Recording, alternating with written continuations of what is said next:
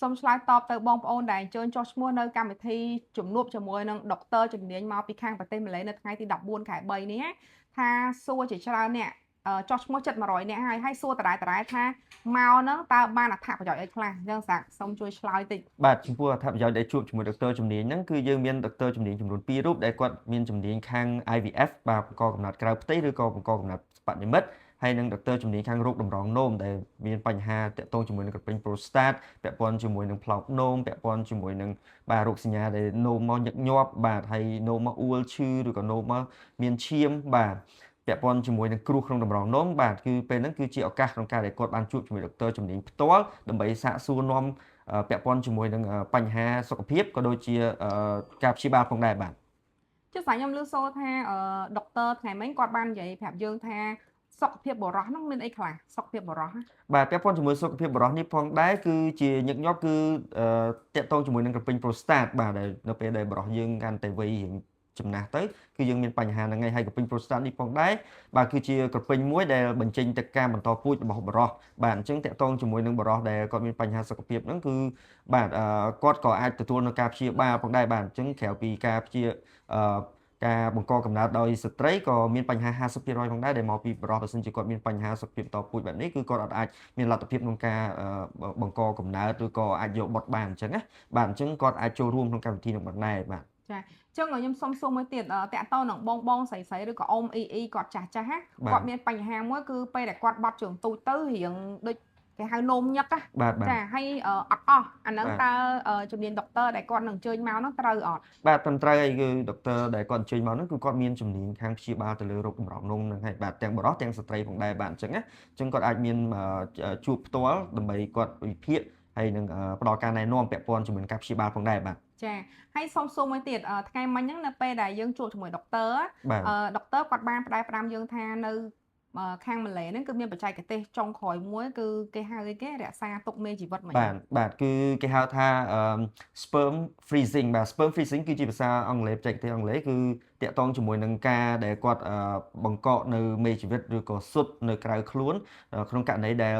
អ្នកជំងឺដែលគាត់មានបញ្ហាសុខភាពដែលត្រូវការព្យាបាលចាក់ថ្នាំគីមីឬក៏គាត់អត់ទាន់រកដៃគូគាត់ឃើញហើយគាត់បារម្ភខ្លាចក្រែងលោបញ្ហាសុខភាព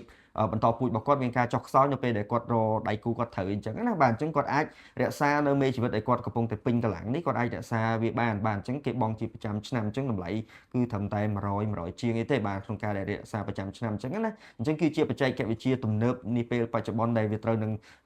ស្ថានភាពរបស់មនុស្សយើងដែលគាត់កំពុងតែមានការមមាញឹកក្នុងការទៅការងារគាត់អត់មានពេលក្នុងការដែលបង្កកំណើតឬក៏រកដៃគូអញ្ចឹងទៅគឺគាត់អាចប្រើវិធីសាស្ត្រនេះដើម្បីរក្សាមេជីវិតរបស់គាត់ទុកនៅខាងក្រៅខ្លួនបានអញ្ចឹងណាចាអូខេអញ្ចឹងក្រៅពីបញ្ហាទី1 prostate តាក់ទងនឹងការនោមញឹកនោមញយអីហ្នឹងហើយនឹងសុខភាពខាងបុរសហើយនឹងការបន្តពូជទាំងស្ត្រីនិងបុរសហើយការរក្សាមេជីវិតទុកក្រៅអីចឹងទៅអញ្ចឹងក្រៅពីហ្នឹងតើកម្មវិធីដែលចូលរួមហ្នឹងឥឡូវហ្នឹងបើសិនជាមានភ្ញៀវច្រើនហើយយើងប្រពឡើងនៅ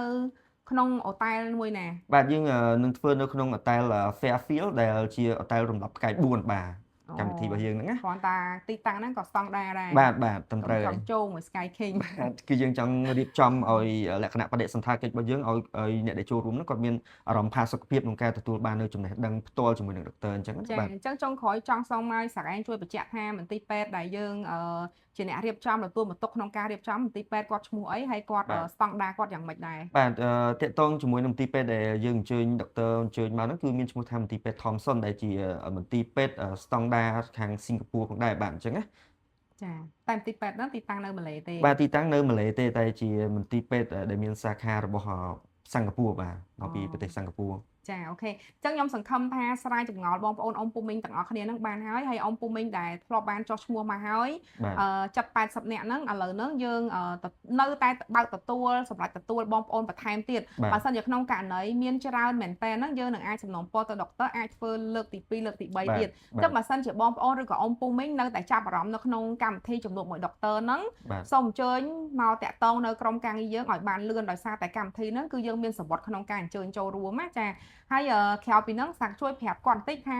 គាត់មានអត្ថប្រយោជន៍អីទៀតក្នុងការចូលរួមហ្នឹងដោយផ្ដល់ឡើងពី Sky King យើងដូចជាមានកណ្ដោមានអីចឹង បាទអញ្ចឹងតកតងជាមួយអត្ថប្រយោជន៍ដែលអ្នកចូលរួមគាត់នឹងទទួលបានហ្នឹងគឺពាក់ព័ន្ធជាមួយនឹង voucher បាទអញ្ចឹងគាត់គ្រាន់តែចុះឈ្មោះគាត់បង់តម្លៃ$10គាត់នឹងទទួលបាននៅ voucher ផ្លាស់ប្ដូរមកជា voucher បញ្ចុះតម្លៃ$25ត្រឡប់មកវិញបាទ$25នេះគឺគាត់អាចជាវនៅកញ្ចប់សេវាកម្មដែលក្រុមហ៊ុនបានរៀបចំមានទាំងសំបុត្រយន្តហោះមានការកក់មន្ទីរពេទ្យបាទមានឡានទៅទទួលពីពលានយន្តហោះទៅ